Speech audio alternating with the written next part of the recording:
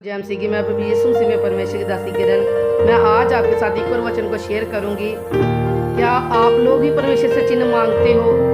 बहुत सारे लोग आज भी परमेश्वर से चिन्ह मांगते हैं। मैं बता दूं, वो लोग जो चिन्ह मांगते हैं ये वो लोग हैं जो परमेश्वर के वचन को भूल चुके होते हैं, इसलिए वो चिन्ह मांगते हैं। जो आत्मा में गर्म होने के बजाय जो ठंडे हो चुके हैं, वो यीशु मसीह से आज भी चिन्ह को मांगते हैं। और वचन में लिखा है कि जब शास्त्री और फरीसी लोग यीशु मसीह से चिन्ह को मांगते थे, यीशु मसीह ने कहता था कि जो बुरे और व्यभिचारी लोग हैं वो चिन्ह मांगते हैं। और उसने कहा योना भविष्यवक्ता के अलावा तुम्हें और कोई चिन्ह ना मिलेगा।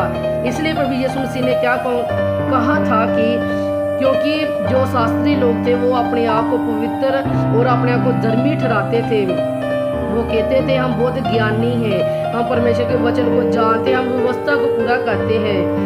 लेकिन वो लोग असल में परमेश्वर के वचन को भूल चुके होते, क्योंकि उन्हें पता होना चाहिए, अगर परमेश्वर के वचन को जानते, अगर पढ़ते, उन्हें पता होना चाहिए था कि यशायाह में लिखा था एक भविष्यवक्ता आएगा, वो लोगों को बचाएगा, परमेश्वर अपना पुत्र कुर्बान करेगा। बहुत सारे नबी मूसा ने बहुत सारे, अगर आप पढ़ोगे पुराने नियम को पढ़ोगे तो आप देखोगे कि यीशु मसीह के बारे बार बार जिक्र किया गया, यीशु मसीह की बार बार प्रोफेसर की गई है।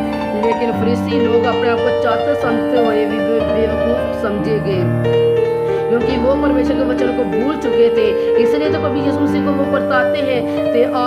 आज भी लोग जो यीशु मसीह के वचन को भूल चुके होते, वो फरीसी की तरह यीशु मसीह से चिन्ह मांगते हैं।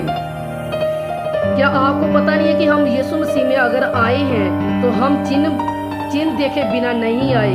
अगर हमारे नाम में परमेश्वर ने कुछ कार्य किया है तभी हम परमेश्वर में आए हैं ना। कि हम क्यों परमेश्वर को बार बार परताते? उसने कहा यहोवा परमेश्वर को तू ना परता, लेकिन यीशु मसीह को आज भी लोग परताते हैं। वो कहते हैं हमें चिन्ह दिखा अगर तू हमारे साथ है। उसने तो कहा था मैं तुम्हारे साथ हूँ, मैं तुम्हें कभी ना छोड़ूंगा, ना तुम्हें कभी त्यागूंगा। लेकिन लोग आज भी परमेश्वर से कहते हैं परमेश्वर तू मुझे छोड़ चुका है, तू मुझे भूल चुका है, तू मुझे ब्लेस नहीं कर रहा। लेकिन उसने कहा तू जाजकों का समान ठहरेगा, तू उच्च पदारी ठहरेगा। उसने कहा तू ब्लेस होएगा, उसने कहा तू प्रकाशमान होगा। लेकिन लोग परमेश्वर के वचन को आज भूल चुके हैं। वो कहते हैं हम प्रकाशमान नहीं होंगे, हम बढ़ेंगे नहीं, क्योंकि परमेश्वर हमारे साथ नहीं। उसने कहा लोग कहते हैं कि हमें चिन्ह दिखाए परमेश्वर हमारे साथ है। वो कहते हैं कि अगर परमेश्वर हमारे साथ है इन लोगों से हमारा बदला लेके दिखा। लेकिन वो लोग ये भूल चुके होते हैं कि परमेश्वर ने कहा मैं तुम्हारा पलटा लेने वाला परमेश्वर हूँ। लेकिन लोग बार बार शास्त्रीय की तरह परमेश्वर को जब ऐसे चिन्ह मांगते वो लोग नष्ट किए जाते हैं। जैसे आपने पढ़ा होगा कि मूसा की किताब में जब परमेश्वर ने इजरायलियों लोगों को मिस्र से छुड़ा कर लाया गया था तो इजरायली लोग मूसा को सताते थे, परमेश्वर को सताते थे और बार बार चिन्ह मांगते थे। वो कहते थे मूसा तू हमें जहाँ ले आया है जंगल में ताकि हम नाश होने पाएंगे, तू हमें इसलिए ले गया। लेकिन वो परमेश्वर की प्लानिंग थी कि ये जंगल में से होकर निकले ताकि ये सिद्ध हो जाए, ताकि ये लोग जब कनान में जाए तब ये ना सोचे कि हमने सब कुछ किया है। इसलिए जब परमेश्वर उन्हें जंगल में से होकर निकालता था लोग परमेश्वर को ऊपर कुड़कुड़ाते थे। परमेश्वर ने तो उन्हें वो मन्ना दिया जो स्वर्ग दूतों को खिलाता था, स्वर्गीय रोटी परमेश्वर ने उन्हें दी। लेकिन लोग फिर भी परमेश्वर के ऊपर दोष लगा देंगे, फिर भी चिन्ह मांगते गए। चिन्ह मांगना परमेश्वर को दोष ही देना है, परमेश्वर को ही झूठा ठहराना होता है। इसलिए आप लोग परमेश्वर को कभी ना सताए, कभी ना उनसे चिन्ह मांगे।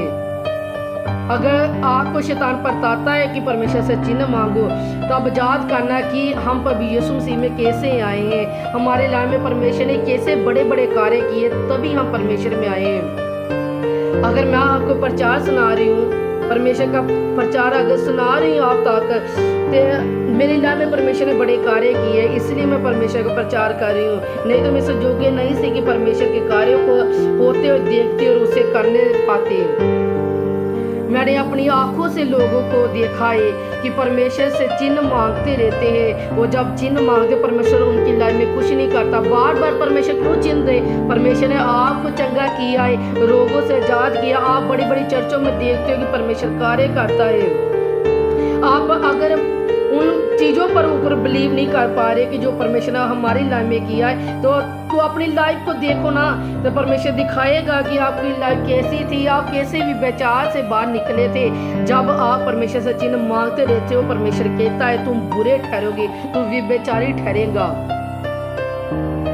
क्योंकि व्यभिचारी लोग ही जो पाप में गिर जाते हैं, वो कहते हैं कि हम परमेश्वर से चिन्ह मांगेंगे, क्या हमें वो पाप से आजाद करेगा? वो तो पापियों के लिए आया है, क्यों ना करेगा परमेश्वर आजाद।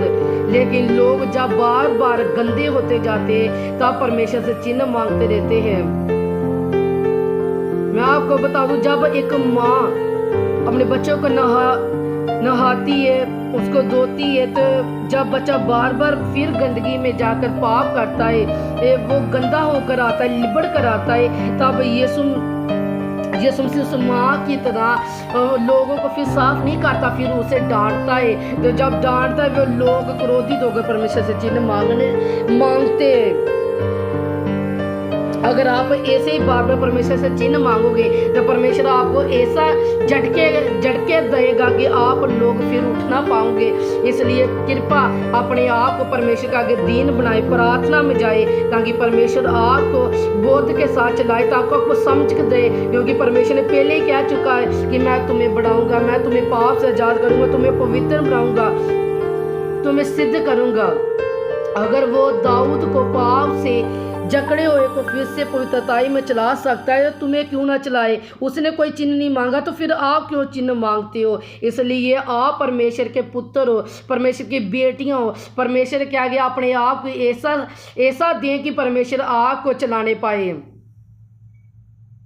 अगर आप इस मैसेज के द्वारा अपने आप को चेंज करते हो, तो मेरा विश्वास है कि परमेश्वर आपको ऐसा बढ़ाएगा कि आप फिर से पाप ना करोगे, फिर से परमेश्वर को परेशान ना करोगे। परमेश्वर हमें चिन्ह देगा। परमेश्वर कभी आपको चिन्ह दोबारा नहीं देगा, क्योंकि उसने आपको चिन्ह दे चुका होता है, आपकी फैमिली को दे चुका होता है। इसलिए सब लोग परमेश्वर के आगे प्रार्थना करते जाए। सभी को मेरी ओर से जय मसीह की आमीन।